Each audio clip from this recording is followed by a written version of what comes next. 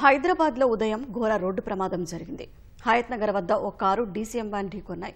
ఈ ప్రమాదంలో కారులో ప్రయాణిస్తున్న కుంట్లూరు గ్రామానికి చెందిన ముగ్గురు యువకులు త్రినాథ్, చంద్రసేన, వర్షిత్ అక్కడికక్కడే మృతి చెందగా పవన్ కళ్యాణ్ అనే వ్యక్తి తీవ్ర గాయాల పాలయ్యాడు. చేతికి అందివచ్చిన కుమారులు మృతి చెందడంతో యువకుల తల్లిదండ్రులు, బంధువులు కన్నీరు మున్నీరుగా విలపిస్తున్నారు. రోడ్డు ఇరుకుగా ఉండి మూలమలుపుల వద్ద ప్రమాద సూచికలు లేకపోవడం వల్లే ప్రమాదం జరిగిందని స్థానికులు చెబుతున్నారు. పెరిగిన జనాభాకు అనుగుణంగా రోడ్లను విస్తీర్ణం చేయాలని ప్రభుత్వానికి విజ్ఞప్తి చేస్తున్నారు. ఘటనా స్థలం నుంచి మా ప్రతినిధి సూరిబాబు మరిన్ని వివరాలు అందిస్తారు.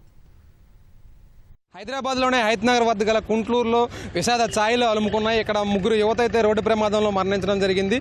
ఈ ఊరిలో తమతో అనుబంధం ఉన్న వాళ్ళంతా కూడా వాళ్ళ గురించి గుర్తు చేసుకోవడం జరుగుతుంది. ప్రమాదం జరిగిన ఘటనా స్థలం వద్ద మనం ఉన్నాము.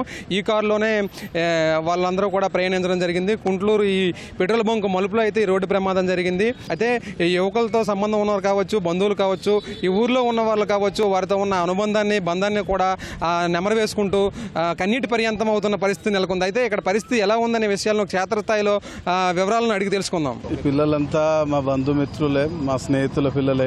ఈ ఘటన చాలా దురదృష్టకరం. గ్రామం అయ్యేలా దుఃఖంతో విచారించాల్సిన విషయము.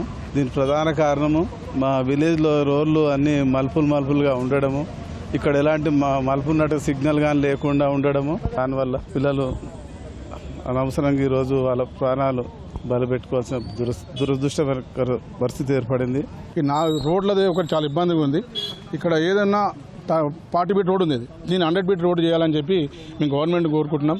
ఇది తక్షణమే ఇది ఇప్పటికీ గతంలో 4-5 యాక్సిడెంట్లు కూడా అయినాయి. దీని సమస్య కూడా గవర్నమెంట్ కూడా వీళ్ళకి పోలీసు వాళ్ళకి కూడా సమాచారం ఇవ్వడం జరిగింది. ఈ రోజు చనిపోయిన వారికి ప్రగాఢ సానుభూతి తెలియజేస్తున్నామన్నా.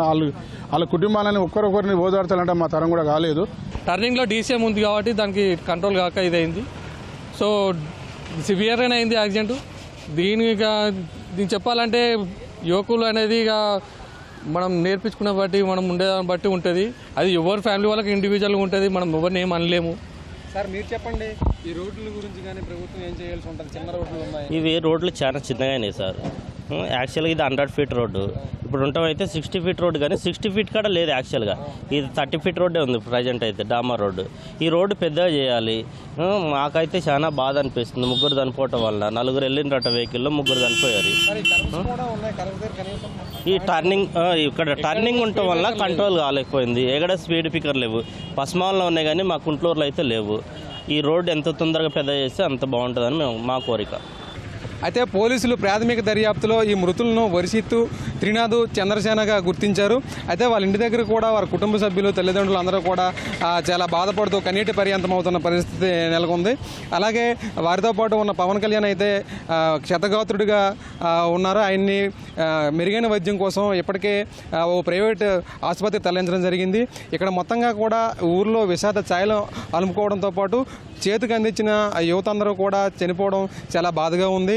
ఇంకొక ప్రాణాపాయంతో కొట్టుమిట్టాడుతున్న ఆయన్ని కూడా కాపాడుకునేందుకు విష ప్రయత్నాలు అయితే చేస్తున్న పరిస్థితి కనిపిస్తూ ఉంది. కెమెరా పర్సన్ బాలాజీతో సూరిబాబు, ఈటీవీ న్యూస్, హైదరాబాద్ నుంచి.